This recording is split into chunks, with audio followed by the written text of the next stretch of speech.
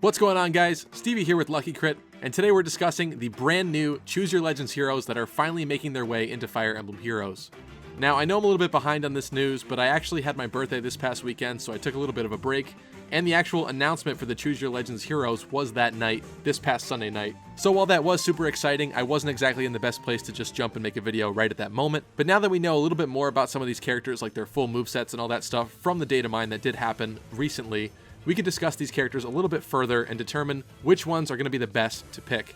And we're also going to talk about the fact that you do indeed get a free summon of one of these heroes. Now, this is the first time that we've ever seen something like this in Fire Emblem Heroes, which is incredible. So they're basically going to hand you one of these characters for free. And I guess that goes hand in hand with the whole, 6-month anniversary for Fire Emblem Heroes. But this is really awesome. The brave heroes that you get for free will indeed have neutral IVs, and that's not the end of the world. Neutral IVs are fine, but that does mean that by summoning them on your own, you will have the chance to get even just a slightly better version of them. Of course, you could also get a slightly worse version, so neutral is always fine. We've also got a brand new Choose Your Legends Daily Orb event, so that's really going to help with orbs as well. The free Choose Your Legends hero is also going to be separate from the main banner, which means that you could also use a lot of your orbs to summon on the main banner if you want to try pulling the different characters before you even pick your free one. So that's also something to keep in mind as well. There's also a brand new online version of the game called Quick Hero Battle, and players can gain wallpapers and 200 Nintendo points for the event by playing this game. If enough people end up playing this game throughout the event, we'll also get more orbs and hero feathers, so this is something that we should all do. Players have also found that behind the scenes of this brand new game, we have sprites for the Black Knight and Nephany from Path of Radiance. So this is also some pretty amazing news about some heroes to come, and the Black Knight is also showcased in the brand new trailer that was released today for Choose Your Legends. The Black Knight will probably be saved for a future Grand Hero battle, so keep your eyes open for that too. We also have a brand new voting gauntlet going on right now, and this is against some of the biggest and best characters in the entire franchise, so this is actually going to be a very interesting voting gauntlet to see how it plays out. You'll also be able to get some feathers and orbs from this, so that'll be cool too. You also might want to hold off on leveling your Choose Your Legends heroes until tomorrow and Saturday, because Friday and Saturday are the double SP days, and so that's going to make it super easy for you to get a lot of SP on your brand new unit as you train them up. These Choose Your Legends heroes are also here to stay, which means that even after this banner ends, they will be added to the normal summoning pool, so you will be able to get them moving forward if you don't get them now. Well, this is really great news because that means that you don't have to rush out and try to get them within the next 2 weeks. It does also mean that these units that are pretty overpowered and have a significant level of power creep to them will remain in the game and be accessible from this day forward. However, I do think this is a positive thing because unlike the summer banners, these characters are not going to be limited time only then. With these free heroes, there also comes the question of which one should you pick as your free unit. And in order to answer that question, let's actually take a look at all of these units side by side. So first up, we have the brave princess Lucina. This weapon was entrusted to me by people from another world. I'm certain of it. This version of Lucina has some pretty amazing buffs. She's pretty much the physical equivalent to Delthea, even coming with a drive skill too. Keep in mind that her buffs will only affect physical units, no mages and no dragonstones, but she'll be an amazing infantry buffer. Even pairing her up alongside Erica would provide some amazing team buffs. She's also got a bit more survivability than someone like Sharina, while also boasting very similar stats to the original Lucina, so that's really cool too. Lucina's stats are rumored to be 41 HP, 34 attack, 36 speed, 27 defense, and 19 resistance. She comes with the weapon Gear Skogul, which grants defense +3 and grants allies with sword, lance, axe, bow, or dagger within 2 spaces attack and speed +3 during combat. So this is a lot better than the usual buff skills because this is actually a different one. So you might already know that hone skills don't stack with each other, so if you have 2 characters side by side with hone skills, they will not stack. In fact, like the cavalry buffs also will not stack. But you can actually stack the different kinds of buff skills, and we've got hone skills, spur skills, drive skills, goad skills, fortify skills, a whole bunch of different stuff. The combat buffs in the game that don't actually give your characters visible blue stat increases will actually stack with themselves, and these include the spurs, the goads, and the ward skills. However, all the other buffs like hone attack and rally attack will not stack with each other, and in the case of these buffs, only the highest buff will count. So her weapon, the Gear Skogul, is actually going to give your allies a bit more of a goad or a drive buff, so that's really interesting, which also means that it will in fact stack with Erica's buff from her sword. She also comes with Ether, which is a pretty standard skill for her, Sturdy Blow 2, which is interesting, so attack and defense +4 during combat, which is nice, and will help her sturdiness a little bit, which is actually something that she could probably use a little bit more of. And then she also does come with the drive speed 2, which is super cool as well.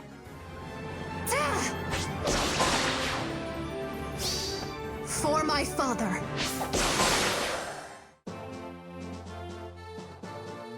Next up, we've got the brave lion, Roy. I want to repay all those who have supported me. This version of Roy is also super interesting. So he's basically an Eloyd version of Roy. For Roy's stats, it looks like he'll have 38 HP, 32 attack, 34 speed, 26 defense, and 24 resistance. He's got the Blazing Durandal as his weapon, which grants attack +3, and if his attack is higher than an enemy's, he'll gain a special cooldown charge +1.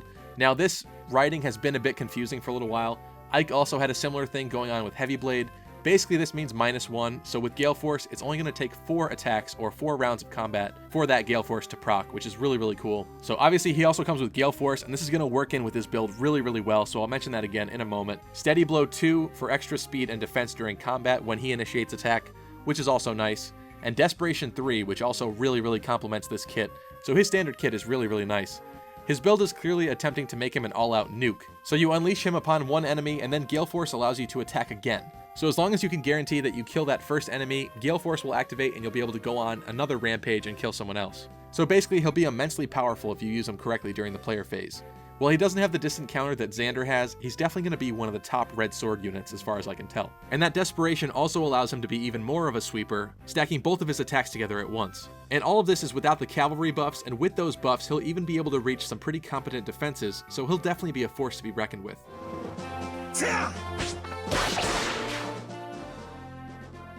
Next up, we've got the brave Lady Lin. My father was an incredibly skilled horseman, and a great shot with a bow, too.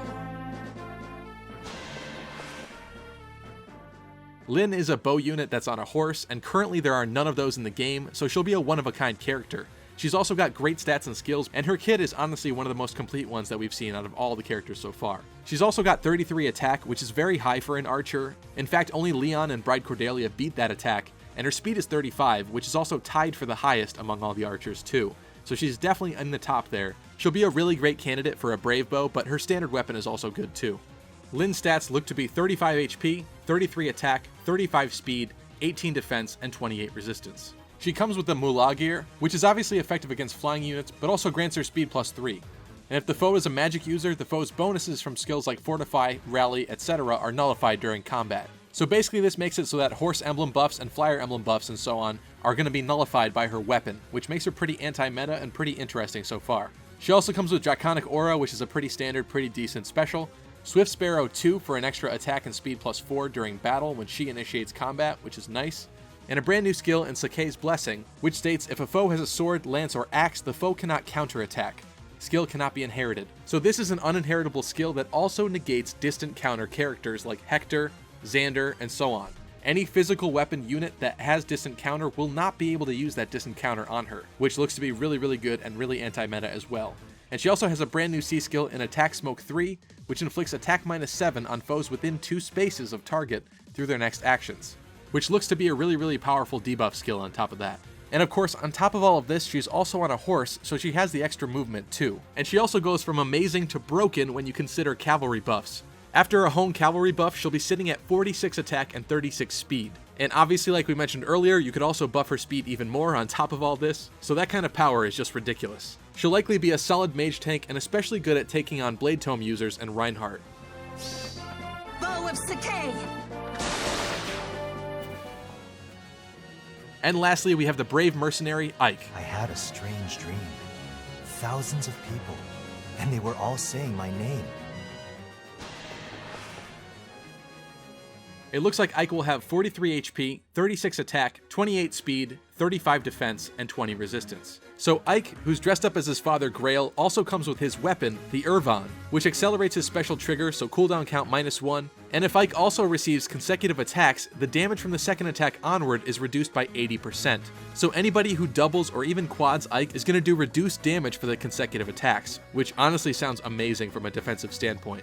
He's also got Ether, which is going to be helped out by his weapon, so it's only going to be 4 attacks to trigger, which is also much better, and a brand new A skill called Steady Breath. If attacked, the unit is granted defense +4 during combat, and also gains special cooldown charge +1. If using other similar skill, only the highest value will be applied. So also like the original Ike with Heavy Blade, this special cooldown charge is going to actually subtract 1 from his special, so that's going to happen even sooner. There's also a brand new B skill in Bjork's Blessing, which also cannot be inherited, kind of like Lin's Sakei's Blessing that we saw earlier. And this skill allows Ike to negate bonuses from skills like Fortify and Rally in combat, and this is going to be against flying and cavalry units, which also means that he's another flyer emblem and horse emblem counter. His last skill is Threat and Defense 3, which I think is also going to pair really nicely with his kit overall. So any subsequent attacks on Ike will have reduced damage. We don't know yet if brave weapons and skills like Desperation affect this just yet, but this is looking pretty good. I've seen some players wondering if this will only apply to brave weapons, fire sweep weapons, Desperation, etc., but obviously this too will remain to be seen. Overall, he seems like a really great combo between a tank and a nuke, considering he'll punish anyone who consecutively attacks him with a follow-up on the following turn. A lot of people are already beginning to mention giving him distant counter, as that would make him even more powerful and menacing, so that also seems like a pretty solid way to go if you've got an extra Hector lying around. But honestly, who does?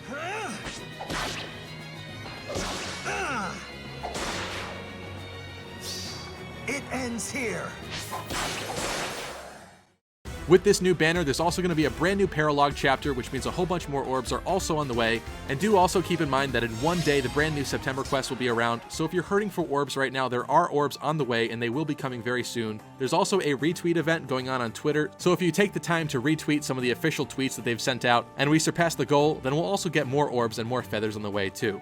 What's even more awesome about all these characters is that they're all drawn by their original artists as well, barring Lin. And in Lin's case, at least she remains consistent because she's had the same artist do all of her variants so far as well.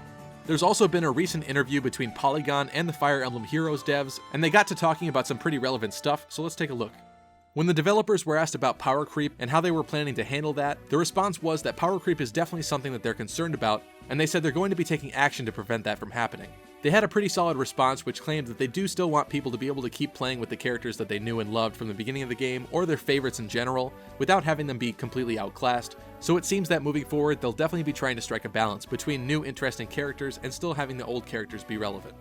They also got into talking about how a lot of players are frustrated with summoning colorless units. Their response was basically that they do agree that summoning colorless is kind of a problem, and that healers are not as popular as some other characters, so they are thinking about other ways that they could address this. When you actually go to summon a unit, there are some other colored orbs, like a yellow orb, so I have seen a lot of recommendations from players before saying that there should actually be another orb color, in which case that would be the color for the healer units, and that way we could have a separate orb color for some of these other units and spread things out a bit better.